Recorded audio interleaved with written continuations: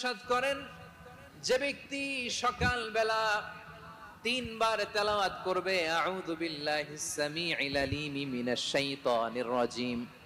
এরপরে সূরা হাশরের শেষ 3টি আয়াত তেলাওয়াত করবে, রব্বুল আলামিন ওই ব্যক্তির জন্য 70,000 ফেরেশতা নিয়োগ দিবেন যারা সারা দিন ওই লোকের জন্য মাগফিরাতের দোয়া করবে। শুধু এখানেই শেষ নয়, বিশ্বনবী ফরমান ওয়া ইন মাতা ফি যালিকাল ইয়াউমি মাতা শাহীদান,